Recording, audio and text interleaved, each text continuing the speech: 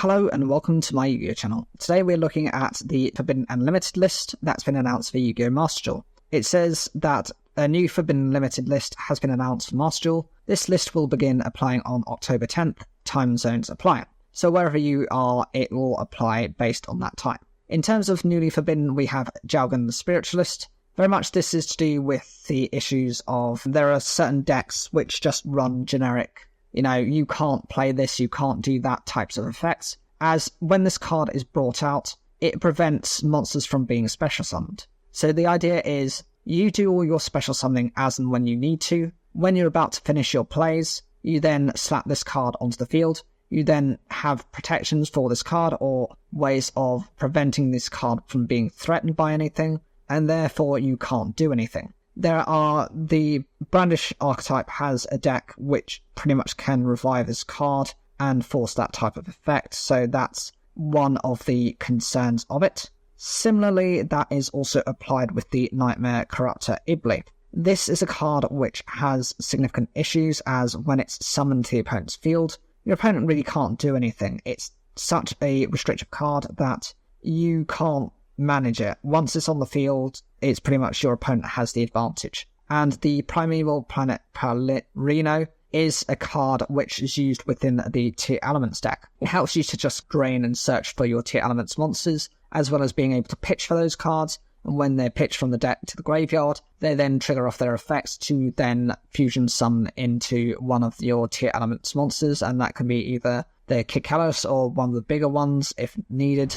The newly limited means that you're restricted to only playing one of those cards. The Fossil Diner Pachycephalo, it's very similar to the Jalgan the Spiritualist. It's again part of those same archetype cards which prevent you or your opponent from doing anything, but your opponent is going to have done everything they need to prior to you doing anything. That is the concern for this card. It's quite powerful in preventing any card from being special summoned, and actually if it happens to be flipped face down to face up, it can also destroy all of the cards that have the special summoned already on the field that's present when the effect is activated. This is another one that can be protected by cards such as Moon Mirror Shield and other protection cards to prevent it from being disrupted by your opponent. In terms of Snake Eyes Poplar, that is one of the search cards for the Snake archetype. It's a level 1 monster, and it's pretty much one of the most consistent cards. It helps you to search for other cards, and as soon as it's searched it through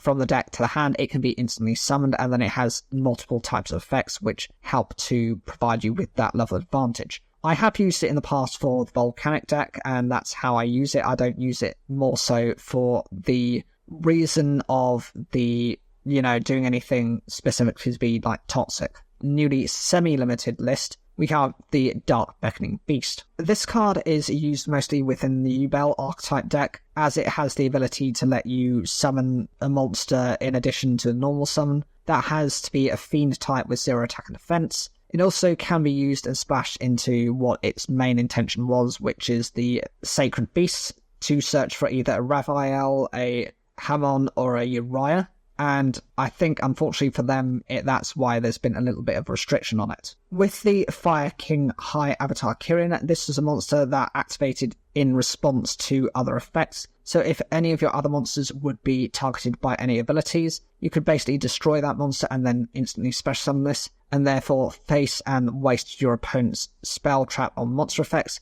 on a dud card. It has also had the ability to destroy something else, and in doing that within the effect, all the Fire King High monsters have this ability. When they're destroyed, they end up triggering different effects. So you've got the Sacred Phoenix of Nethys, which destroys spell and trap cards and actually revives itself. You have the High Avatar Garunix, which also does similar, but it actually affects monster cards. It's a very powerful deck, and it's reasonable why that card would then be stopped. With Phantom of Yubel, it's very much an annoyance, as it would respond to whenever you activated anything. So it can be used absolutely any time the opponent does something that's a nuisance, and then its effect not only wastes your card's activation because it treats it as another card effect, it basically says that it destroys a Yubel from your deck, and therefore that Yubel's effect then triggers to let you bring out the more powerful version of Yubel, and you can't really answer any different to it.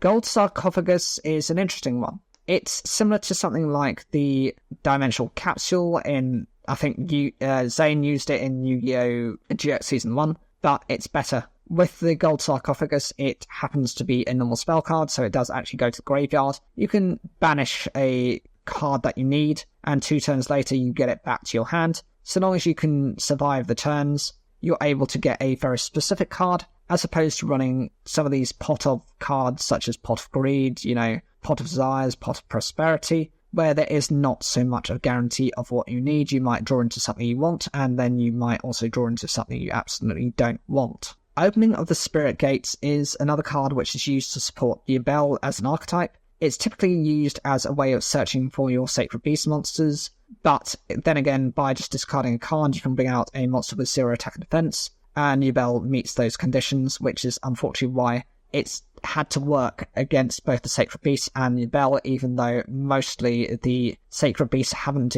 been doing that much. I mean, I think they got the latest support a couple of months ago, and that new card was at level 7. It helped bring out either Uriah, Hamon, or Raphael, but not to a degree that it needed cutting. It's only purely because the Yubel support is far too much. And then in terms of the no longer limited list, we have the Water and Torrentors of the Temple. This is part of the Adventure Token archetype, but that hasn't been seeing much play, as we have restrictions on other cards. And I think for the time being, they're not really touching these cards. I don't think many people are that interested in it, and I can understand why. It's just not worth it. Thunder Dragon Colossus is an interesting one. I don't understand why it's gone from the level of restriction it has done so to now, given that with this card, it stops you from searching into the cards you need, so it's very much an anti-meta card, but when used in the Thunder Dragon builds, it's quite difficult to get over. I would actually pair this also very much with the Chaos Space, as that card is reliant within the whole archetype to do with light and dark attribute monsters. It is a bit of a nightmare to tackle, and it's very difficult to manage. If your opponent's basically able to set specifically what they want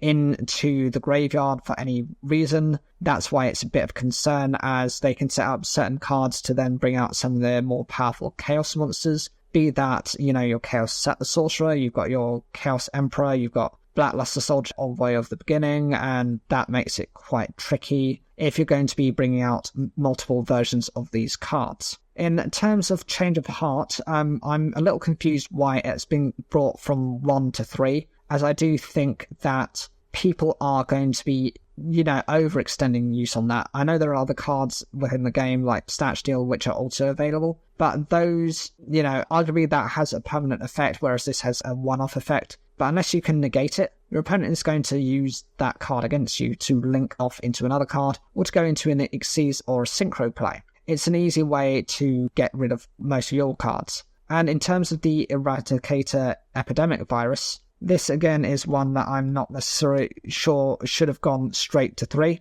I say that because there is a specific deck which uses these dark attribute monsters, and these are quite powerful, as the Lair of Darkness field spell has the ability to remove various dark attribute monsters and actually use your opponent's cards as part of the costs as the effects of those actual monsters. Simply by attributing a dark monster with 2,500 attack or more. Typically it could be used in a Dark Magician type of deck, that's where I've seen it the most, or it could be used in one of the branded decks, that's another example. You can either declare a type of card, either a spell or trap, look at your opponent's hand and all spell or trap cards they control, and all cards they draw until the end of the 3rd turn, after this card's activation, and destroy all those cards of that declared type. This was a counterplay to certain types of decks, for example with the Labyrinth deck. If you call all trap cards, that means they can't use any of those cards. And likewise for the Runic decks, and I think this is why they've reintroduced this at 3 to try and temper those decks.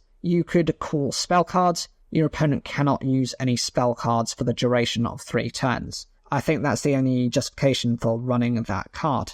It says here as part of the notes that you are able to obtain bonus points for dismantling cards whose maximum number of copies has been reduced from the application of this list until the November 7th with the time zones applied. So you really have about a month after this card list comes out to do that. It's a good, decent amount of limitation. And it says here as part of the bonus notes that Gold Sarcophagus was originally announced as being no longer limited, but was swiftly corrected to newly semi-limited. And so there must have been an editorial correction that they had to make. That's fine, it's reasonable, it's understandable. But I am deeply concerned that certain cards on this list are going to then have to be going back onto some sort of banning or restrictions. Otherwise, they're going to be making this game state too powerful, especially with the Tenpai Dragons round the corner.